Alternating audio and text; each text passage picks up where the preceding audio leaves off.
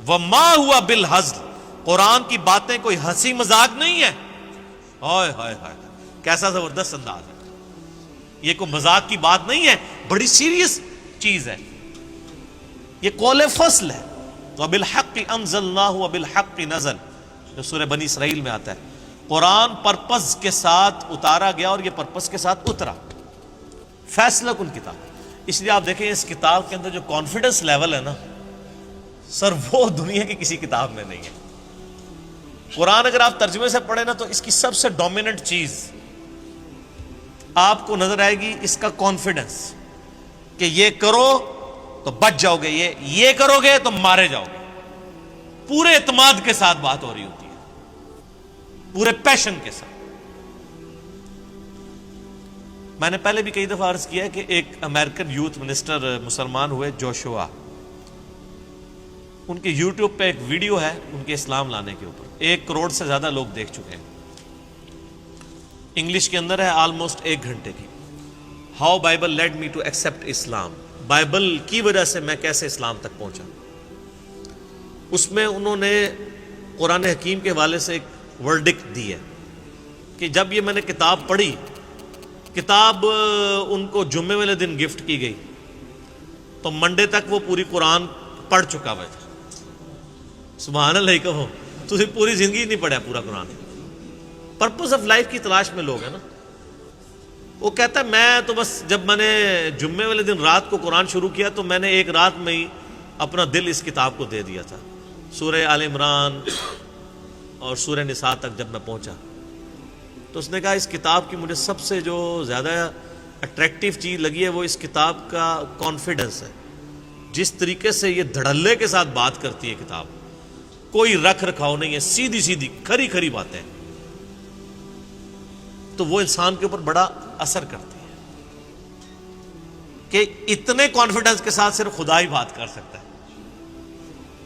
ہم لوگ تو بات جب کرتے ہیں ایسا کرنا چاہیے، بہتر ہے یوں کر لیں، تو اللہ تو اسی لیے تو ہم کہتے ہیں نا کتابوں کا خدا اور ہے اور بابوں کا خدا اور۔ یہ جو کہانیاں، قصے، سٹوریاں، یہ دین اور ہے۔ قرآن بہت سخت ہے اپنے مزاج کے اندر اور بڑا اسٹریٹ فارورڈ ہے۔ اچھا یہ بات کافروں کو بھی سمجھ آ گئی تھی۔ سورہ یونس میں آتا ہے نبی اس قرآن کو بدل دو یا کوئی اور قرآن لے آؤ، یہ بہت سخت ہے۔ تو اللہ تعالیٰ میں نبی سے فرماؤ مجھے کوئی اختیار نہیں میں اس کتاب کو بدل سکوں، میں تو خود پابند ہوں اس وحی کا جو اللہ میری طرف کرتا ہے۔ قل انی اخاف ان عصیت ربی عذاب یوم عظیم، اے نبی تم فرماؤ میں خود ڈرتا ہوں اس بات سے کہ بالفرض اگر میں نے اپنے رب کی نافرمانی کی تو بڑے دن کا عذاب مجھے بھی آ پکڑے گا۔ یہ ہے جناب اس کتاب کا کانفیڈنس۔ وما ہوا بالہزل، یہ قرآن کوئی ہنسی مذاق کی بات نہیں ہے۔ اچھا اس سے ایک بات یہ بھی پتہ چلی کہ بعض اوقات کبھی مثال دینے کے لیے ہم کہہ دیتے ہیں نا، کوئی اللہ کے لیے مثال بیان کر دیتے ہیں یا کتاب اللہ کے لیے، تو وہ لوگ بعض اوقات کہتے ہیں جی وہ نقل کفر نہ باشد، وہ کہتے ہیں یہ تو آپ نے بڑی گستاخی کر دی ہے، ٹھیک ہے، تو یہ تو آپ نے قرآن کے بارے میں بات کر دی۔ اب یہاں پہ بھی دیکھیں اللہ تعالیٰ مثال خود بیان فرما رہا ہے کہ قرآن فیصلہ کن کتاب ہے، یہ کوئی ہنسی مذاق کی چیز نہیں ہے۔ اب یہی بات اگر میں کر دوں نا کہ یار یہ قرآن مذاق نہیں ہے، وہ کہیں گے جی آپ نے مذاق کا لفظ قرآن کے لیے استعمال کر لیا۔ میں پوائنٹ ٹو بی نوٹڈ، میں کبھی بات کر دیتا ہوں نا کہ اللہ تعالیٰ نے یہ بات ٹونٹ کے طور پہ کی ہے، تانا دیتے ہوئے۔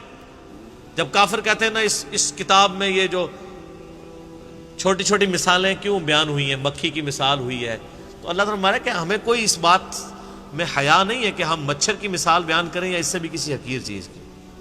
ہاں ہم چاہتے ہیں اس کے ذریعے تمہیں گمراہ کر دیں اور اس کے ذریعے تمہیں ہدایت دے دیں۔ یعنی گمراہ کسے کریں؟ جو بات مان لے اس کو گمراہ کریں؟ نہیں، جو بات نہ مانے، قرآن ترجمے سے نہ پڑھے وہ گمراہ ہو، یا مان کے بھی نہ پڑھ کے بھی نہ مانے وہ گمراہ ہو، اور جو بات قبول کر لے وہ ہدایت پہ۔ تو میں اس پہ اکثر بولتا ہوں کہ یہ اللہ تعالیٰ نے بات تانے کے طور پہ کی ہے، ورنہ اللہ تعالیٰ گمراہ تو نہیں کرنا چاہتا۔ اللہ تعالیٰ اصل میں یہ کہنا چاہ رہا ہے کہ گمراہ وہ ہوگا جو اس بات کو نہیں مانے گا، لیکن نظر آتا ہے ہم نے یہ قرآن اس لیے نازل کیا تاکہ بہت سے لوگوں کو گمراہ کر دیں اور بہت سے لوگوں کو ہدایت دے دیں۔ اس کا یہ مطلب نکالنا کہ قرآن پڑھ کے لوگ گمراہ ہوں گے، یہ تو کفر ہے۔ اگر ورنہ تو یہ ماننا پڑے گا قرآن ایک وقت میں دو چیزیں درست نہیں ہو سکتی، یا تو قرآن کتاب ہدایت ہے یا گمراہ کرنے والی کتاب ہے؟ تو یہ کیا ہے؟